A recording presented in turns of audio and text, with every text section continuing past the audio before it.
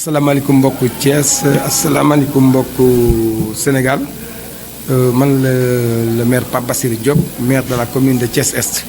ñëw fii tey ngeen ma fekk tey ci sunu quartier général bi nga xamante ni la coalition Idy 2019 ñoo nekk fii ci la commune de Thiès Est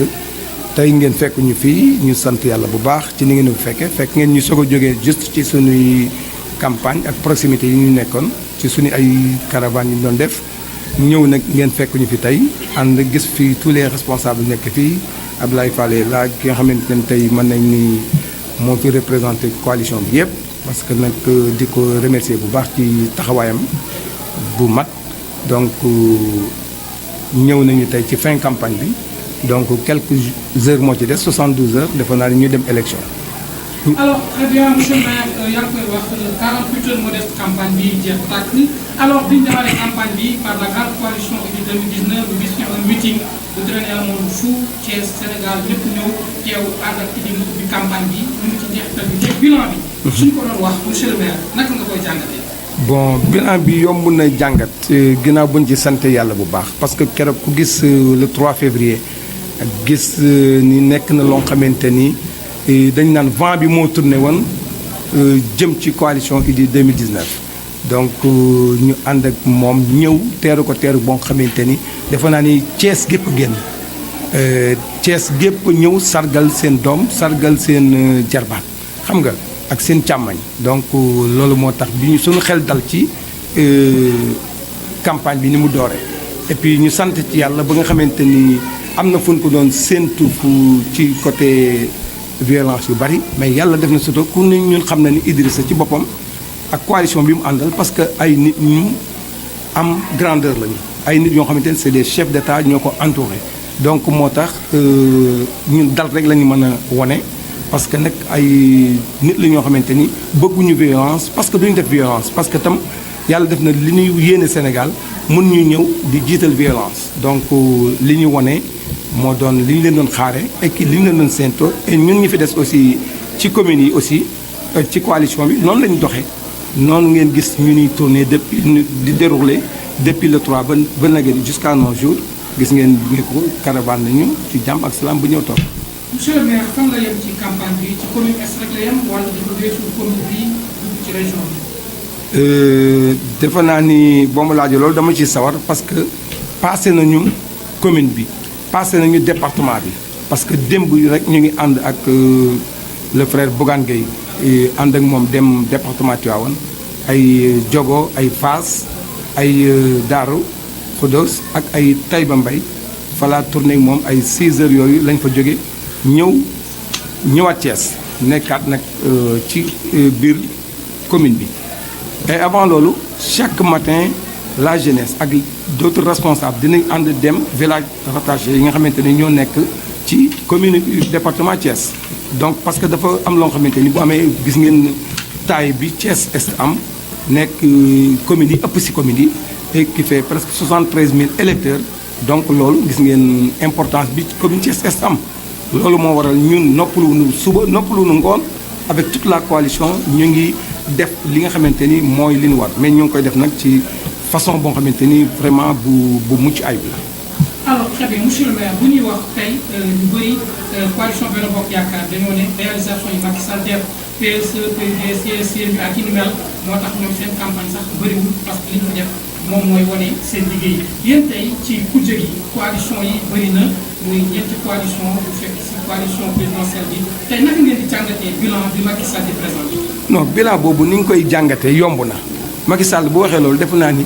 li mu daj ci campagne mosu koo daj li mu daj ci tournée mosu koo def avant muy jël réew mi et bi mu jëlee réew mi defe naa ni ba bi mu koy jël li mu def tey ci année 2019 bi lim ci daj moom ak ñi ànd ak moom ak ay subordonnés li nu daj defe naa ni ku nekk mburu daju ko ci taal bi parce que nag gis nañu li ci njëkk a gën a déployer benn mandat gis loo nga xamante ni vraiment lu mu war na gën a saafara bi mu waree réew mi nga wër ni Sénégal gis na lépp luy métti comme point rouge ak point vert ma jàpp ni bu ñëwee moom fa muy war a teg tànkam foofu la war na commencé moo tax mu dem ba xool ni conscience am dafa juum conscience am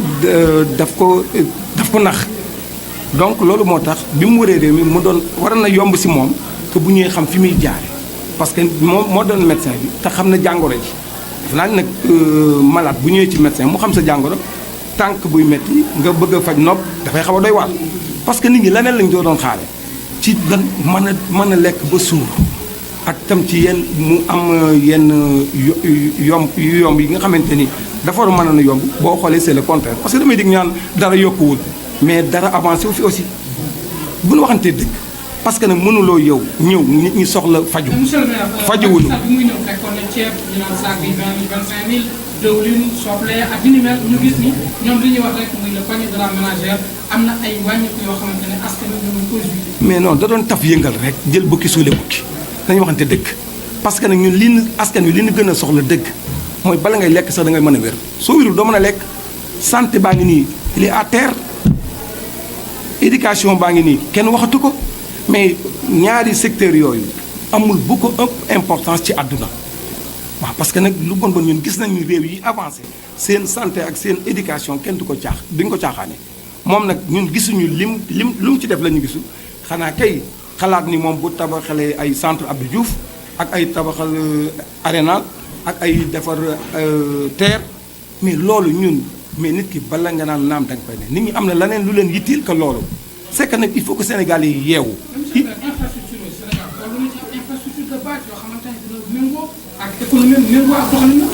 mais dama la ni mani dafa am loo nga xamante ni booy dem di rëdd fàtte sa arme amul sens on doit pas mettre les charrues avant les bœufs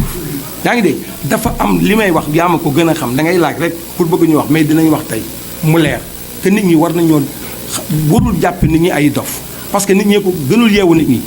xam li ma wax parce que li nit ñi gën a soxla bu ko defan defe naa ni lii mu daj ci campagne du ko daj lii mu muyee ay maillot waxuma la benn maillot moom gis nga li muy sol mënta sol mbubu ñaari fan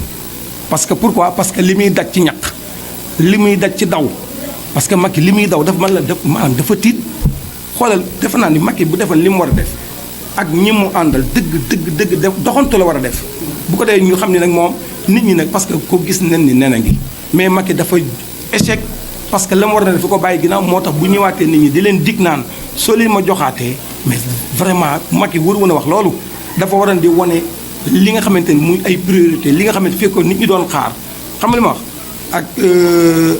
loo xamante ni la mu diggan Sénégalais yi xam nga li ma wax rupture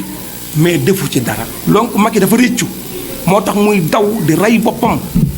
yaa ngi dégg Macky bu dem bay dem def ay proximité mais vraiment dafa doy waar xam nga loolu kon donc mën na ni moom nee na proximité bi mu indi moom moo tax mu gagné Sénégal en 2012 nee na bi leader yëpp nekk Ndakaaru tax foofu di xaar moom daa duggoon ci gox yi ak goxaat yi ak Sénégal des profondeurs.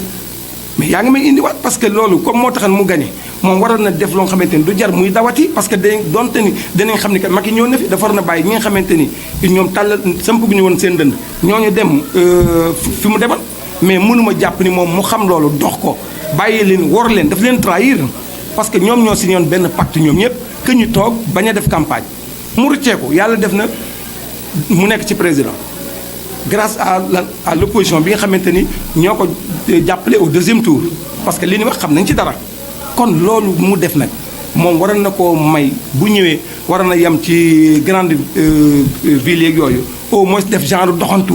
wane grandeur am wane ni man du ma sonn parce que ñii du ma seen morom mais li muy day mel ni kuy sagas nga ni mais bi mu ñëw mais alhamdulilah laaj nga question bu neex boo xam ne nit ñaa ngi ree parce que bi muy ñëw Thiès est-ce que gis nga li fi ñëw ci ay oto yoo xamante ni Thiès waaye gën na leen a gis xam li ma wax ci Dakar dem dikk ak fu ne ay région bu nekk gis nga seen immatriculation ñëw fi ñuy interviewer parce que attention avec les Facebook les réseaux sociaux dañuy ñëw di leen laaj fu ngeen jógee parce que nii dañ lay wax dëgg parce que ku jamono yi koo jox junni ak t-shirt mais ne booy yi dañ leen a rouler comme farine parce que da ngay dugg ci biir kon ñu jox la 2000 nga yéeg ak cap nga ñëw nga tourné dem summeeku demaat feneen tomb lañ ko defal ci angle Sëñ Fall dañ ko wëralee t-shirt tam yi def ko ay tomb war nañoo gis loolu xale yi di jël suñ t-shirt yi di ko fompi oto yi di xutti affiche yi mais da loolu nga ni vraiment doxantu na Thiès mais dafa am loo xamante ni vraiment nekk na loo xamante ni Macky Sall damay jàpp ni wax dëgg yàlla bu doon ko am xel man de si ça aurait été moi am na lu ni mu doxale li muy reyee boppam ci affaire bi ba naan bakkan laa ci teg mais lan la xanaa dafa am leneen lu ne ci biir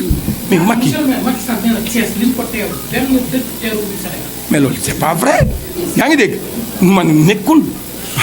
vraiment que il est le président de la république waaye nag wax dëgg yàlla moom boo waxee lu dul dëgg dañ la ne lii nga wax moom nekkul xam nga li ma wax parce que loolu amul parce que nag defe naa bi fi Idrissa Seck ñëw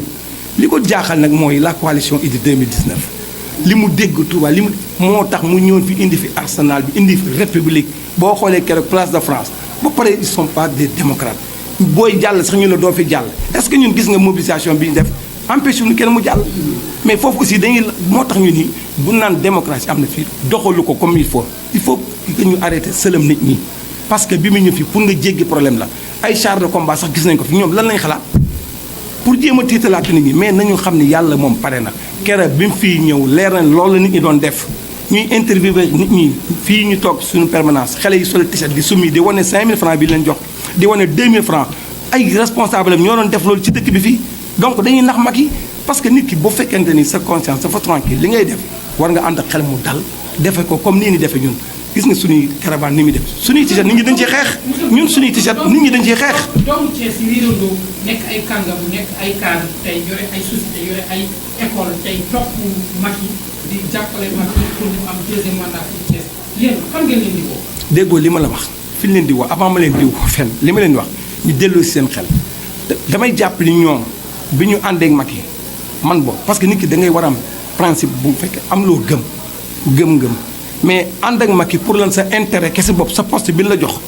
wala sa soxla bopp yow wala say waa wala say nit seetuloo intérêt général ci population Thiès yi parce que fekk nañ fi loo xamante ne war nañu mën a taaj Macky xamal ko ni ko nag ñun bu ñuy topp bu ñu lay ànd ak yow lii lañ bëgg nga régler ko muy lan yabe ñaata chantier fi nekkan yoo xamante ni yëpp mi ngi nekkan en arrêt mais loolu bu fekkente ne dañu ànd ak Macky Sall li may wax dafa am loo xamante ni nit ñoom noonu la ñu war na taxawee loolu moo tax ñu xeeb leen xeeb gi leen xeeb parce que nag dina métti ci ni ñu koy déggee mais mënuñu leen a bañ a wax loolu parce que bu fekkente ni ñëw nañ que ni Macky bala ñuy def dara stade yi bala ñuy def daal université yi ñu doon préparé bala ñuy def dara campus yi yeneen ak yeneen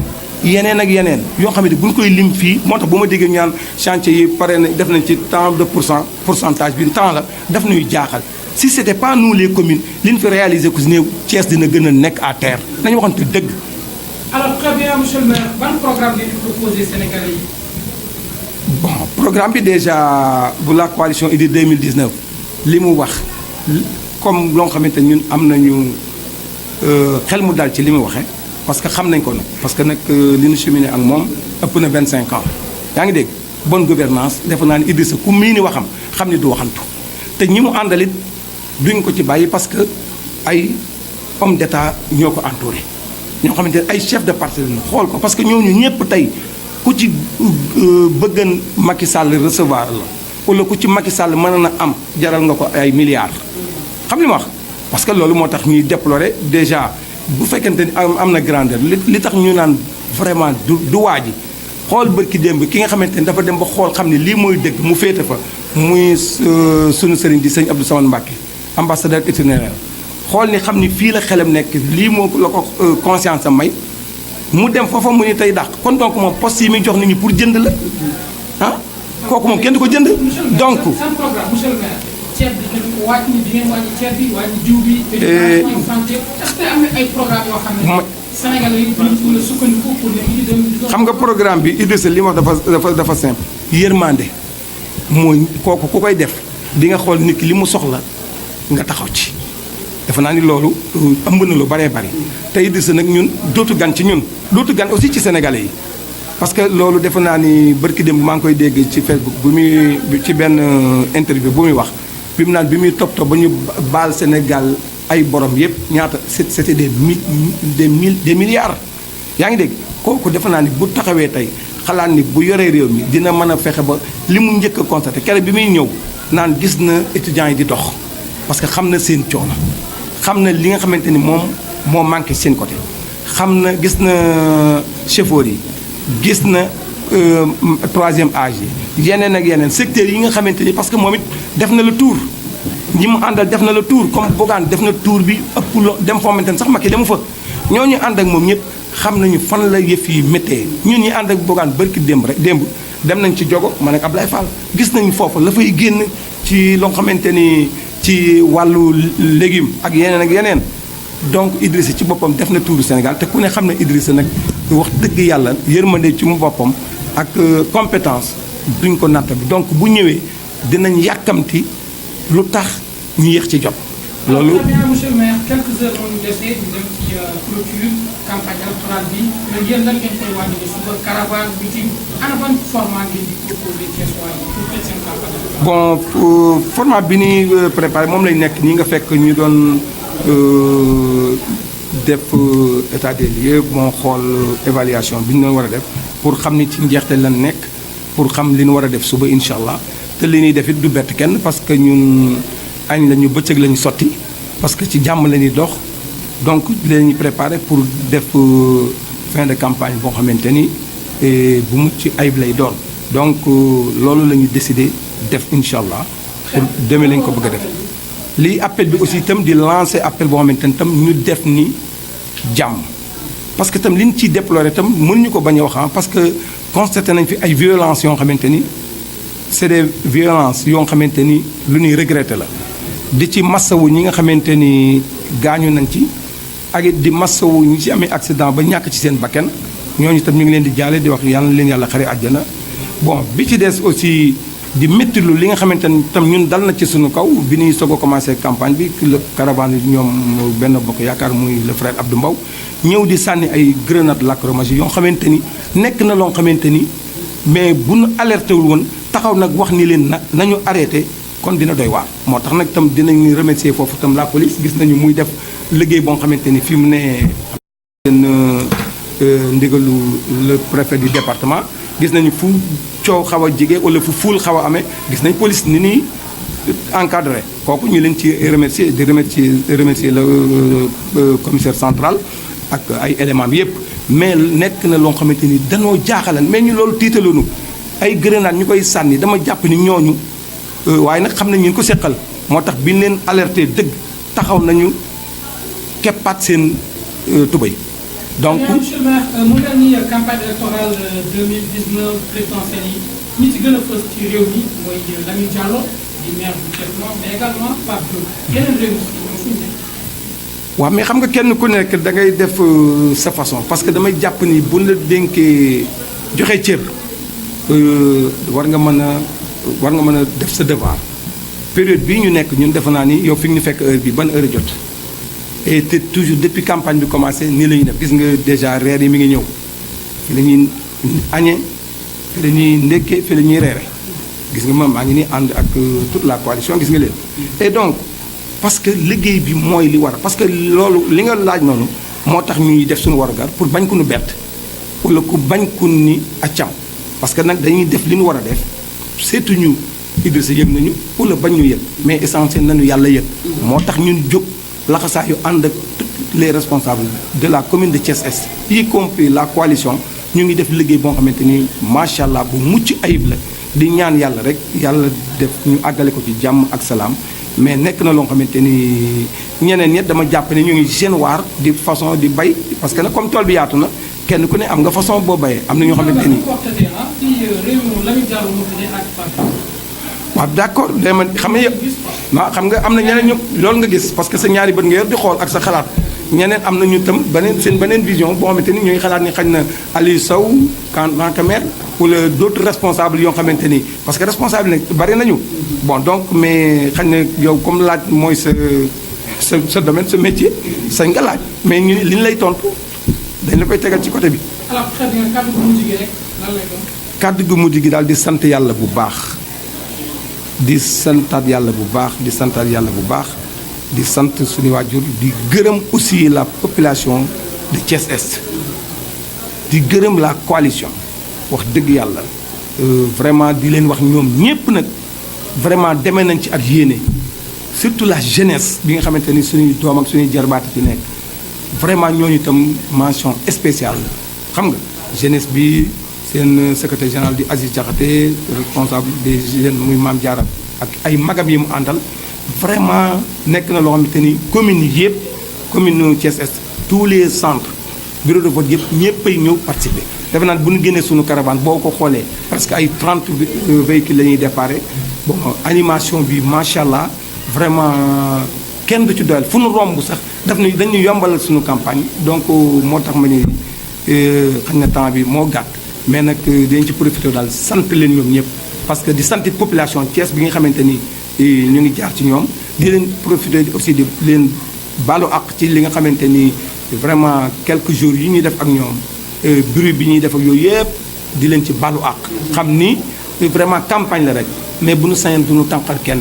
mais yàlla def na ñoom itam comprendre nañu ba ndeysaan bu ñu leen jubee dinañ wane seen cofeel ci la coalition Idy 2019 parce que dañ ni c'est l'homme de la situation donc jot na jëru sa ngeen fi jaar mais suñu devoir la ñuy def pour dem parce que nag comme ñun dana bëgg a jël yëf yi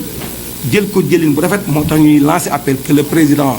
bi nga xamante ni moo fi nekk muy le président sortant Macky Sall nga xam ne bientôt mu dégg ancien président na def très attention xam ni nag yàlla pare na jërul muy fii ñaaw ni ko ay waajuram joxe woon ci joxin bu rafet na xalaat ni moom itam na ko jéem a joxe noonu ba def yëf yi ci yoon moo ñi mu àndal nañu honnête xam ni nañ ko wax ni ko na def ndànk parce que Sénégal bu mu ko taal parce que nag gis nañu pexe yi ñuy jéem a def yépp jaru ko seen diggante yàllaa ngi dikk nañ ci bàyyi xel ci loolu donc appel boobu la ñuy lancé xam ni daal wax dëgg yàlla sant nañ ñëpp dimanche ak jàmm yàlla na yàlla may fekkee ak tal ñu dem wote ji ci jàmm ak salaam te it yàlla may ñu ndam lu sedd guyu di waxaale itam ñu gën a vigilant parce que dégg nañu fi ne ay transfert yoo xamante ni ay biis ak yooyu ñu ngi alerté ku fi dëkkul defal doucement parce que am na lu duñ ko sàggane liggéey nañu liggéey bu rafet def nañu campagne bu rafet am nañ programme bu bien ànd ko ak la coalition Idy 2019 am nañu duñ leen may dara